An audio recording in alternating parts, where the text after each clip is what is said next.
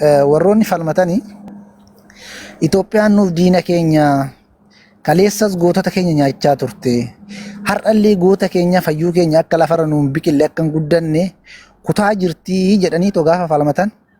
Warroonni immoo faarse bultoota warroonni immoo kaayyoo kanneen irraa quba hin qabne Itoophiyaan nuuf haadha teenya jedhanii too malti ishee deebisanii jechuudha.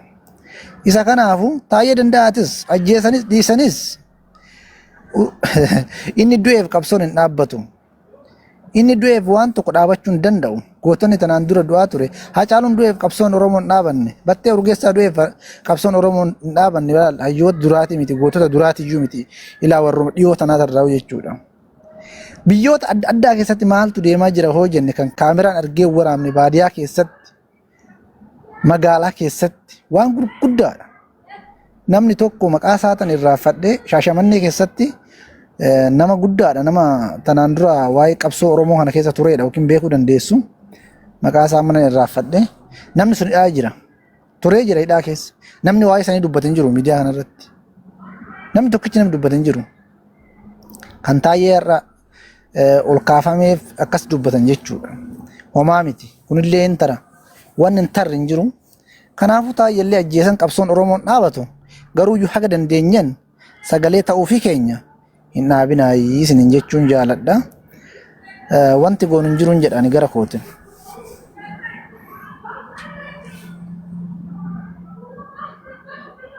Thank you.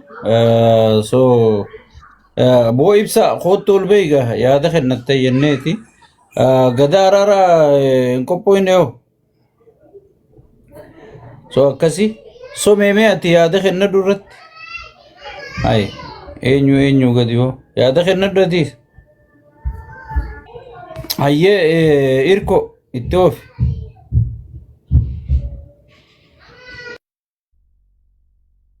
Mana ga'e taraan. Wanni tokko anillee wanni ani baay'ee jiru waan dubbatamuu qabu maraa dubbattanii. Taayyeen nama sirna kana ijaaru irratti gahee olaanaa taphate akkaayyuu Abiyyi caalaa namni gahee taphate isaaguma sirni kun dhaabbatee iyyuu jennee himuu ni dandeenya. Warroonni faarsee bulaa warra irra dhaabbatee isarratti quba qabu jechuu barbaadeeti. Beeki yeroo jijjiirama PP'n gara aangootti dhufte san ulamaa'oota gurguddoo akka Abubakar fa'a akka Yaasin Nuuruu fa'a umrii guutuu warratti murteessantu jira. Ka waggaa 16 murteessantu jira. Gadi aanaan isaanii waggaa 16 yeroo san kan murteeffame jechuudha. Jaran murteessee murtii akkasii kenna malee rabbi murteessine beekta. Boodarra bakki sun wal jijjiiree. Aangoon isaan har'ee tursiisuuf hidhaa waggaa 7 Taayyeetti murteessan kuni akkasitti illee of abdatanii jechuu osoo hin ta'in bakkeen kun illee wal jijjiirinnaa jedhanii shakkuun qaba. Bakka irra Taayyeedhaan kana ofumaayyuu bunnu jarri kun. Yoo du'ellee Taayyeen akkuma dhiirri du'utti du'a, akkuma goonni falmatee du'etti du'a. Geggeessama gootaatiin awwaalama, yaadannuma goototaa keessatti herreegamaa jechuudha. Warri har'a garaaf jecha isa ajjeesames warri takkamaa yaadannoo hin qabne. Yoo jiraatee kan achi ba'e yookiin jijjiiramni ho'i dhufu ta'e dukkana kana keessa Oromoon ifatti ba'e Taayyeen durallee waan jibbaa dalagu warra daran Oromoo biratti jaalatama qaba. Kanaafuu Oromoon ilma ofii kanatti callisuun qabanii sagalee guutuudhaan akka tokko dachaanee bakka tokko gaaddisa tokko jala dachaanee sagalee guutuun isaa osoo sagalee taanee fi jedhaan akka yaada kiyyaatti mee ibsaa itti fufiyaan masmaratti ilaaba waa'ee Taayyee kanallee baay'ee nuumti. Ayyee taaptaappii dagattanii jettanii mana sheekaa Taayyee yakkamaa osoo hin ta'in yakilli jireenyaa qajaansan Abiyyi qabdicha kaa'ate. Inni jalqaba mataan gubbaa namticha maraataa kanaa jee dhugaa dubbate. Waan itti amane dubbate wanni manni murtii achirratti dubbate sammee adda baafadha laala. miseejii kuma tokko dubbifnee koorni konverzeeshinii irratti haasofni inni godhe fudhatamummaa uummataa harkatee kanaafuu achi jalatti uummanni baay'ee isa deeggaree wanta nuti deemnu kan ammallee yoo ala jiraate nu dura dhaabbataa jaanii ta'e hadaraa mana murtii qaayyatan. Yoo kan laaltan ta'e manni murtii bilisa qajeen waan biraa itti fidan. Manni murtii bilisa qajeen waan biraa itti fidan. Miidhuu danda'an waan baay'ee godhuu danda'an ammatti siyaasni isaaniillee jalaa xiqqoo du'aa waan deemuuf Mark Rubio wantoota baay'ee namticha waan rifachiisan fakkaata. Hajjee sanatti hin fakkaatu garuu baay'ee miidhuu danda'u. Ajjeesu billee irraan deebi'u jarri dhiiga namaa dhuguu baranii. Waa'ee Geetaachoo Raddaatii fi wanta kaasee obboleessa keenya politiksiis dartii geemii jettee horii faranjoota.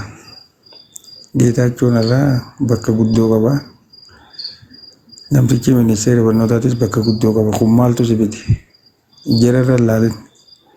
Ani maalittiin jiraa maaliin godhuu qaba? Akkamittiin uummata kiyya jabeeffachuu qaba? Jecha namni waa kaasee eenyu akka kaasan beeku ajandaa sii darban.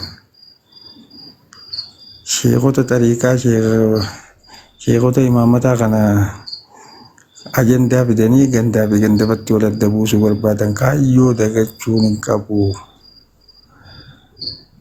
Har'a haa guddattuu waan fete haa ta'u waraana bilisummaa Oromoo jira. Wantoota baay'ee jira jechuudha. Siyaasni biyya Itoophiyaa sanii yeroo hunda hayyuuta nyaata. Ergaan hin du'e sarduun hin mayirini. Wanni bilchiginnaan dubbattuu kana laalamee irra baay'ee ittiin talaadha. Irra baay'een sii kijiba. Obboleettii xiyya takka ta'uu namoonni ta'uu nama lama waan jajjabduu kaasan nama kaameraa iddoo kaameraan namni arkee waa footoo kaasaa jira malee namni dhumaa jiru kumaatamaa. Qarshii biliyoona 20 ol korraapshinii nyaatanii jeemine wanti saramuusinaa oomishinummaan isaanii abiyyi deengedda paarlaamaa gabbee qarshii takkaanneen beeknu jeenitoori bilchiginnaa. Waan jaanuu wal quban qaban jirri wal faallaa deemu. Gaafa tokko Saalaworqi Zawudee 7.8 guddannee jette. Inni dhufeeti 7.6 guddannee jette. Tuqaan takka guddina diinagdee keessatti gatii guddoo qabdi baali'u. Wanni kun amma kaalkuleeshina qabaa asirratti dubbachuu baay'ee ni ulfaata waan ta'eef. Bagarshaallee baafidetee jecha kaayyatee bara. Istaatiksiin silaa akka hanga bagarshaallee dhufanitti dhaabbata biyya san keessaa dhugan bar biliyeena 100 warri wantaa tokko nu waatee jaanii fiiguu jiran maaliif jiran? Maallaqa dhuunfaani qarshii miliyoona 1 yoo gibira kafalte 300 naa galchiiti ati 300 qofattiin sirraa deebisaa 400 ni hambifattaa waliin jaan. Haala san keessa jirti jechuudha. Kanaaf maaltu nurraa eegama maaltu falaadha? Maal godhuu qabnaadha? Wanti guddoon lafa diyaaspooraan beektaa biyya alaa keessa jijjiirtus baay'een sii lafa fa'aa guuratteeti lafa tana faana jalaa furata jaanii footoo biyyii fa'aa fannifattee soba fa'aa oofti. Seenaan si gaafata warroota akkasii. Maaliif nama lafa jalaa guuratee maallaqa inni itti investi godhe seera isin rabbaan seera baasan garee namtichi waggaa 10 asitti qabeenya isaa fiddee meeshaa waraanaa ittiin bitachuuf beeka. Attaakii qabeenya namaa godhuuf akkuma dargiin qarshii 500 ol namni qabeenya horachuun qabu jee manneen qabalee fa'aa jaanii kan jiru kun irraa guuratan sanitti wantootuma baay'ee deemaa jira. Maaliif? Biyyattiin biyya nama tokkoon bultu. Siyaasuma keessattuu fakkeenyaaf Isaayyaas akkana maal akkana jennaan biyyattiin sunis akkasi.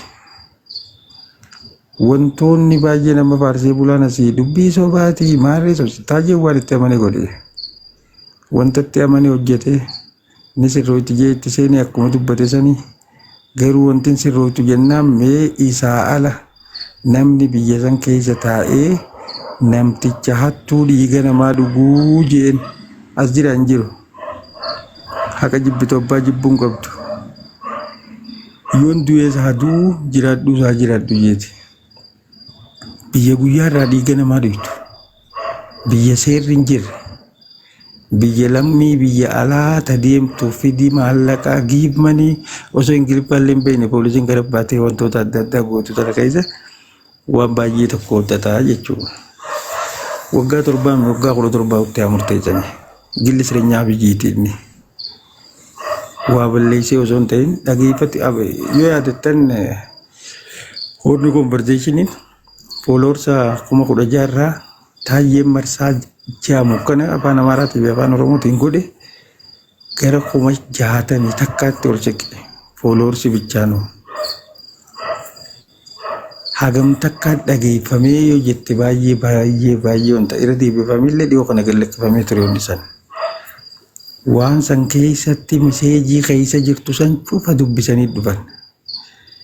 Dalagumaa godhatanii Taayyeen dalagaallee baaseef abbootii alangaatiif. Miseejii san hunda dubbisanii ummata yaada ummata maaliif tafaarsee bulaa isaanii waan adda beekaniif isaaniif barreessee itti kannaa.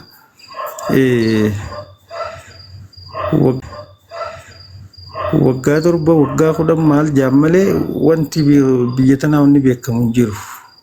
Seera biyya laal inni hidhaan isaa bar biyya manni murtii sin murteessee bilisaa sinjee ati poolisiin fuutee gammachuu ayyaana fa'aa maal godhaa turan tana waan baay'ee jira jechuudha. Maaltu fala qayyuu ati kamitti jabaar laal siivil soosaayitii illee qabaachuu qabdaa. Hawaasa Oromoo wantoota adda addaatiin gamaa gamana oofanii ajandaa adda addaa si darbanii waan baay'ee si godhanii isaan ammoo namoota baay'ee waan baay'ee hojjetu jechuudha. If quba qabaachuun if dhageeffachuun waan baay'ee murteessaati. Maalirra jirra maal godhuu qabna qajuullee wanta ta'uu qaba. Waggaa 7 miti. Sirnicha kun waggaa 7 kana keessa waan jedha akka yaadattanii tuffii namtichi kun uummata Oromootii qabu tuffii namtichi kun hawaasuma Oromootii fi warra poolitikaal siyaasaa Oromoo tanaa qabu waan baay'ee sitti agarsiisu jechuudha. Akkuma reefu jaan abdiileen uummata baay'ee fite ammallee ittuma jiranii warra Somaalee. Somaaleen biyya alaa ta'ee uummata keenya biyya tana fitaa jirti. Tiraampiillee rabbichi itti kaasee jechuudha. Muka rabbiin hin tuqin ajaan tuqan ugaasee miskiina tuqan isaanii rabbichi itti dhufti. Waan baay'ee dubbachuun badufti. Waan baay'ee dubbachuun baduttiin deebi'a. Kanaaf Taayyee qabdii kaayyatan. Qabdii eenyu kaayyate? Abiyoota Kaasaayee Biraaneetu qabdiichi kaayyate jechuudha. Firraa sodaata namoota akkanaa kan inni rafeen bulu waan taateef jechuumaa fi ulfaadha. Thank you Jaal Ibsa dhugaan sirritti lafa keeyse ummata Oromoo laal wanni walitti dhaammannu biitti takka hayyuudhaan biyya taati. Taayyeen dheengadda dhaamsa gaarii dhaamee kutee waan amma dura goone nuuf fakkaattee goone jee sigale rabbii nu tadabarte namaaf araarama tadabartee jee inni nu na fakkaatteetiin godhe jee isa obar. Ganaa lubbuu tiyyaan sii kennaa jee warri isa caalaa godheeyoo kadhiifama sin gaafatin haaga ammaa si godhu jiru tokko lamaa miti jechuudha. Inni hangaan godheeyoo na fakkaatteetiin godhe karaa kanaan dhufti jeeti na fakkaattee jee soo isin amma maal gootan sheer koppi liinkii gootanii mana kanallee fooloo gootanii taaptaap illee horooftanii nama taaptaap yoon goone nama sheer koppi liinkiin itti ulfaatuutu wanti garagalcha nama sagalee taala yaabaleessa so wannummaan namichi nu tuffatuufuu kanaa jechuudha. So saniifu wannin isiniin juu wannin isin dhaammadu nama gatii isinii kafaluuf isiniif gatii kafalaaf hamilee tahaaf nama kana firii jechaati gartee barreessaaf piippiin tun amma namnummaan miidiyaa kanarraa akkanatti yoo ajandaa nama kana godhate hay jetteetuma gartee sodaatte onneen qabdu isin hin beeytan amma aliyaa biyyi naman dhaguu waa takka mata jabaata maal because maal isin dhagaa warra isin jala yaatan hunda biteete harkaa qaba sheekotii isin jala yaatan bitee harkaa qaba hayyoota isin jala yaatan hanga qubaan lakkaa'u malee bitee harkaa qaba faarsee bulaa kun abbootii qabeenyaa riphee ololaa kanatti godheeti bitee harkaa qaba artistii bitee harkaa qaba eenyuun sagalee sii ta'a ati nama sagalee sii ta'uun dhageeffattu warra gartee mootummaan biti kanaa wajji dhiichisaa oolta haga tiktookaratti yoo fooloo kee tiktookara yoo namni kubni silaale yoo namni 200 silaale 3 silaale 4 silaale hangamtu laala janii hangamtu komentii godha janii dhufanii ijoollee tiktookaraa tan hunda bitu jiranii ijoollee tiktookaraa tan amee gartanii isii sabaayyatu hin jiru jechuudha yuutuubaroota gartanii haga miidiyaa namni kudhan laalutti gaddeebi'anii bitanii jechuudha warrarra dammaqee abadan jee jalaa diide malee so sagalee isin dhoorkaa jiranii jechuudha siistamaan warra didee gartee garaa fi injifatee sagalee isinii tahaa jiru kana ka jajjabeessuu qabu isin yaa hawaasa keenya bakka hin taanee hunuma ooltan bakka xiqqaataa hunuma ooltan sigalee bakka xiqqaataa hunuma ooltan bakka gartee sagaleen sabaarra dubbatamu tokkummaan sabaarra dubbatamu kanamee gartee wanta ta'a namni bakka maarree oola bakka meetirkishoo oola bakka tortoraa ka oolu gartee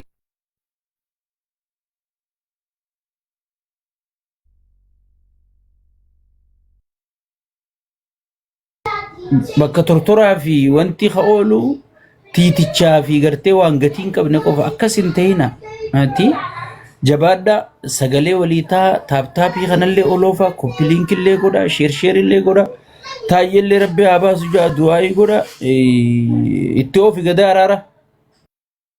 Kun beektaa bakka wallaalaan itti beekaa baaraa ooluuti waan tanallee irra laaltu hanguma irraa bitatta malee wantootuma akkasiiti namni feek akkaawuntii baan banataniituma kun 300 qabaami maqaa lammaa magarcaatiin banatanii bar namni kanuma fiiga malee waan takka illee quban qabu itti buufite gadaa.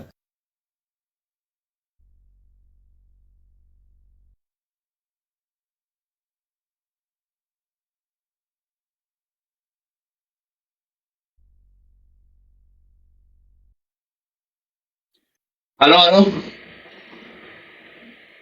Dalam itu dacane. Nagamami, nada bisa intro. Sida geenye. Sira keenya te fufe sira keenya.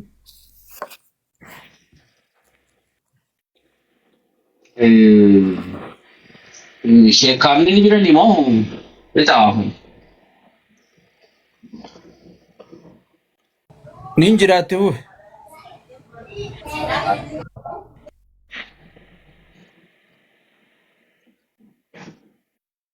Murtiin kaayyoo irratti dabartetuun yookaan ammoo gartee boqochiisa irratti har'aan kana ta'e kuni waan eeggamu moo waan hin eeggamne dhugaadha. Kaayyoo kanuma tokkotti rakkisuun dararuus ajjeesuus hin danda'ani. Namni kun osoo waan san hunda beekuutuuni miidiyaadhaan wajjin intarviiyuu yookaan ammoo gartee gaaffii fi deebii kutaa lamaa geggeesse akka godhatte.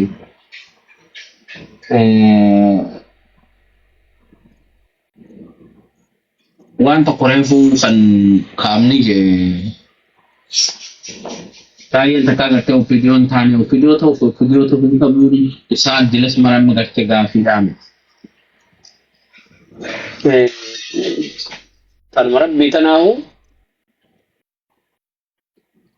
namni kun yeroo meeqa gartee kalata keessa seenee deebi'ee gartee rabbiin kakka fuudhuree waa harka naman darbu ilmi namaa tokko kanii persepshina qabu hin jiru.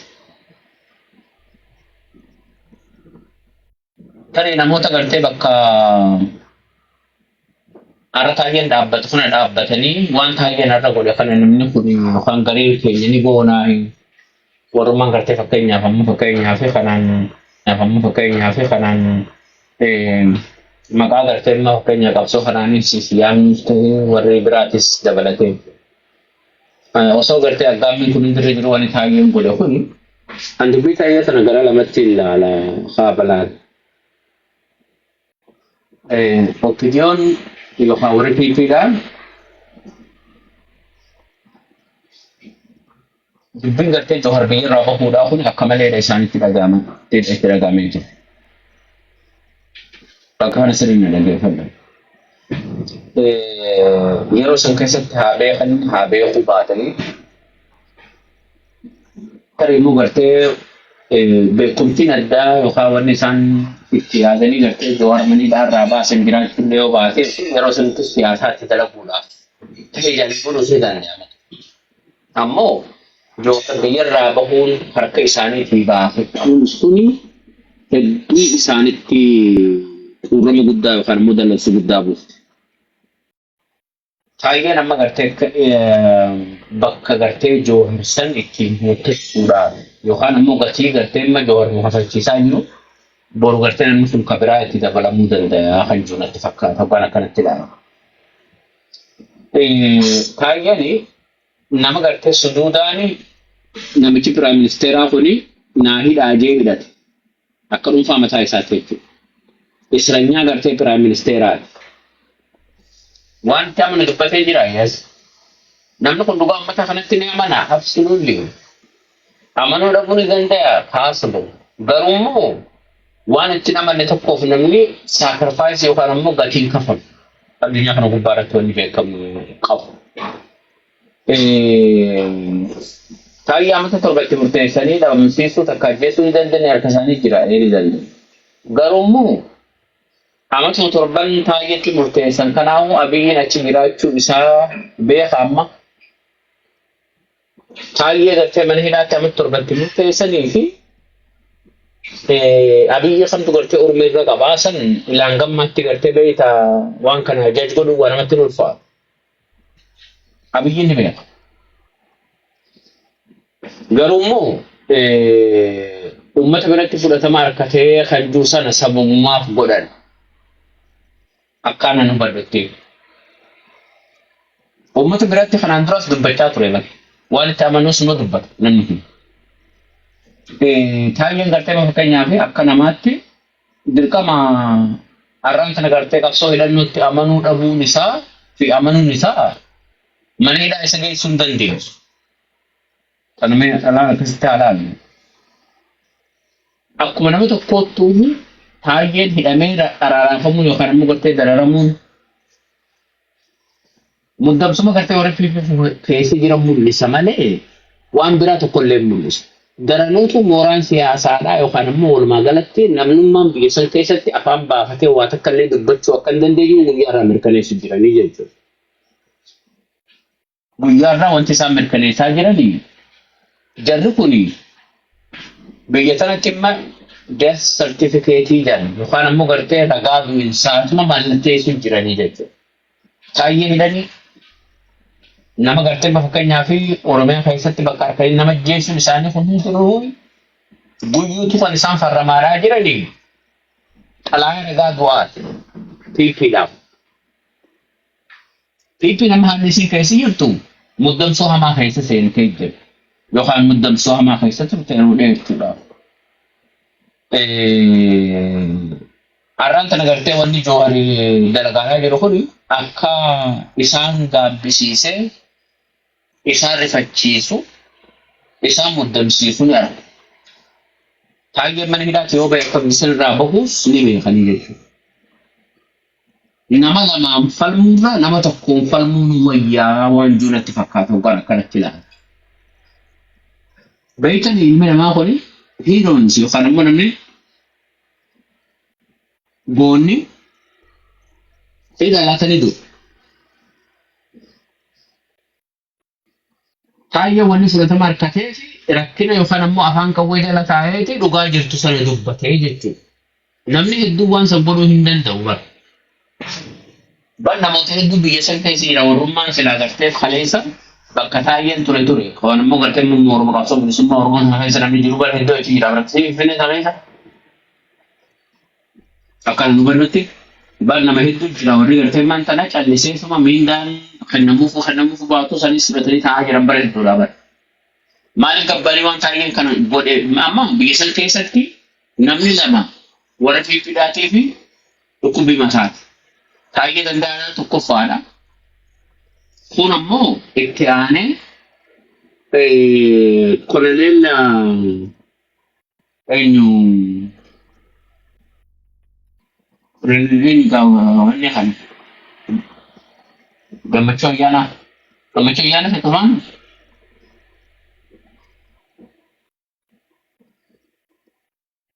kan hiriyoota intarviiyuu godhe kan gammachuu ayyaana sun fakkaata. Namni lameen kun isa dhukkubbii mataati. Gara fiituudhaatis. Koloneel gammachuu yeroo hedduu ajjeesuudhaa fi tattaaffiin godhame yeroo hedduu calachiisuuf tattaaffiin godhame gabbaheetis takka waan takkallee duuba deebi'ee waan gartee karaa dubbatee jiru. Warroottan kaleessa bakka taa'een ture qabsoo bilisummaa Oromoo kana keessa turreef hin jiru beekaa. Kan dhugaa sana gabbaanii amma taa'ee yoo xiqqaatee nama sadarkaa gartee aangoo biyyattiinis bakka waanaa tulleetti arkeetii fi dandhameetis beeku. Taljeetu bara Shimallisfaatti faarsee abiyyi gartee miila dhungatee yookaan immoo keenyaa fi hamashaa hidhatee abiyyiidhaaf sirbuu nama danda'a ture. Isiisi biyya san keessatti beekumsa silfeessisu iskuula silfeessisu wanni ati gootu faaruu nama faarsuu qofaa jechuu waan ta'eef. Amma taa'een akka nama tokkootti saakrifaayisii inni kafalu kun yoo kaleessallee akka nama tokkootti halii akka yookaan ammoo fakkeenyaa fi badiillee kan dalagu taate gaafa dhugaan dhaabbate immoo dhugaa dhaabbateef san uummanni kun eegnaanatti godhuun barbaachisa. Yookaan ammoo qooda san kennuuf hin barbaachisa. Namni kun boru du'uu mala beeka. Boru akkuma caalu akkuma battee urgeessaadha boru du'uu danda'a. Ilmi namaa tokkollee du'an oolu. Ammoo kana gartee waan humni mootummaa ifiin jiru kun yookaan shiftaan kun harkaa qabu boru waan fedha godhuu danda'anii jechuudha. Tarii ammatti wanti dhimma Oromoo biratti hedduu nama gaddisiisu keessaa maali? Namoota gartee dhimma saba kanaatiif saakrifaayisii godhanii fi kabajaa fi ulfinni dhabamu. Haadha dubartii inni kaleessa gartee jaartiidha yookaan ammoo haadha manaatii qabu ilmaan isaa hiyyoomessa rakkoo feesisu. Akkuma warreen kana dura yookaan kana dura turaniitti namoonni hedduun gaafa uummata kanaaf saakrifaayisii godhanii rakkoo gartee addaa keessa seenuu jechuudha. Yoo danda'ame immoo Oromoo waan isin godhu qabdu maal? Gara biraatiin dhimmi gartee dhiibbaa siyaasaa akkuma jirutti tahee hundi namaa bakka takkaa lafaa ka'ellee taa'eedhaaf yookaan warra isaa yookaan ijoollee isaatiif waa godhu yoo baate namni kudhan kan gartee fayyaa qabu. Ifama jara keenya mee okkot kana waa sana moggaa baname.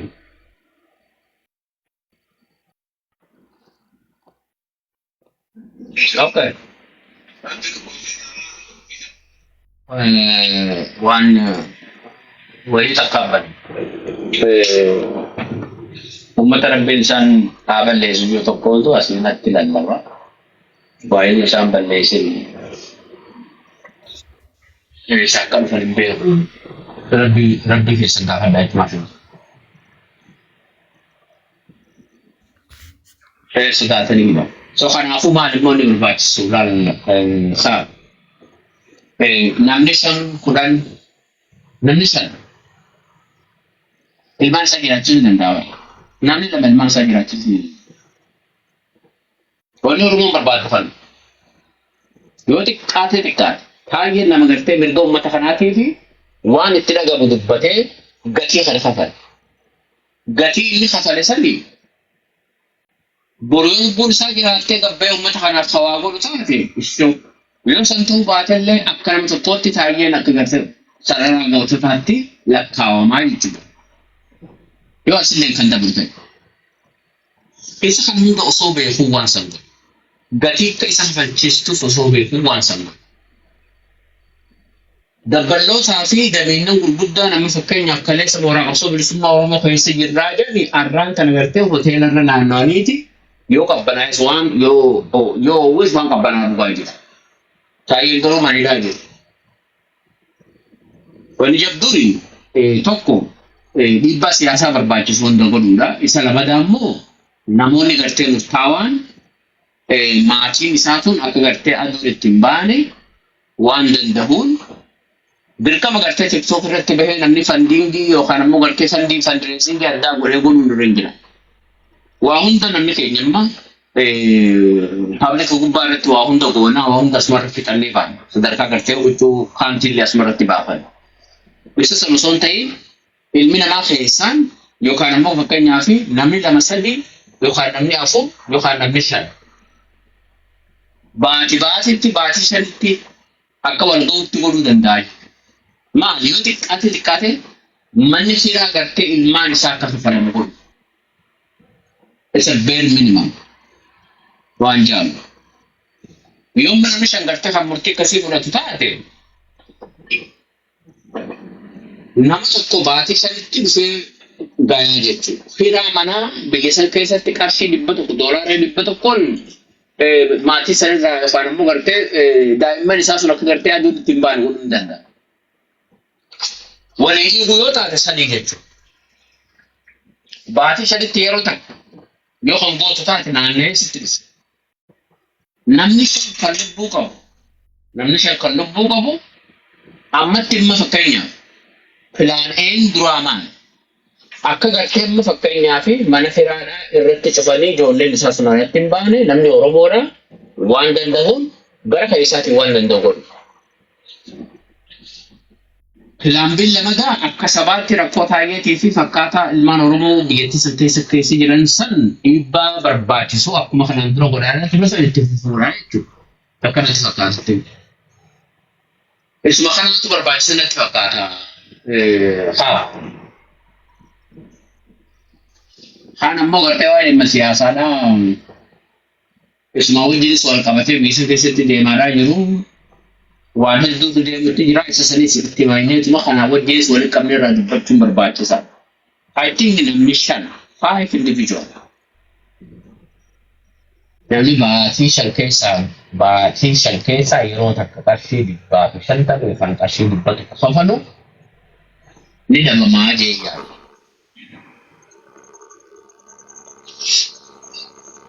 Yoo danda'ame waan sana gurmeessuudhaa jechuudha.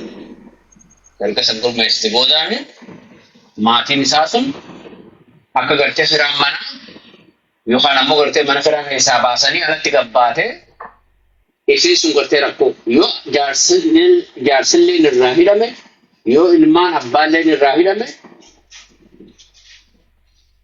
wanni qabsoo jaan kun dirqama gartee uumaa qawwa qofa dhabuu miti jira kayyu. Qabsoo wanni jantuun. Mataa ifiitiin jiraachuun namni mataan isaa qabsoon. Akka namaatti kaamni buttaa mataa isaatii jiraachuun mataan isaa qabsoodha isa duraa. Amma gaa filaan yookaan ammoo gartee filaan in action. Waa'ee taayyeedhaatii fi uummata Oromoo miliyoona 60-70 wal fakkaata. What is the immediate need? Maal nagaa hatan gaafi maal nagaa hatan buleesee. Maambe. Kan maal nagaa hatan. Wanni itu huno nake abiyyi gaafadhu isaa hidhe anaami fayyadu. So kanaafuu nama 5 baalantar kan godhu nama baatii 5 keessaa yeroo takka baatii takka qarshii 150 yookaan qarshii 100 takka kafalu. Immediate action. Profile isaa maxxanfachuun ni kan qabu. Tageeffadha. Profile isaa iyyuu maxxanfachuun torban takkaaf irraa dubbatanii callisuun ni kan qabu. Kun qabsoon jaam jaran. Wanummaan qabsoo turuun ni jaran harkaa wal tumtee jirtu beekaa haa. Wanummaan qabsoo jaan turuun harkaa wal dhootee jirtu. Jaran qabsoo waraana qofaa miti.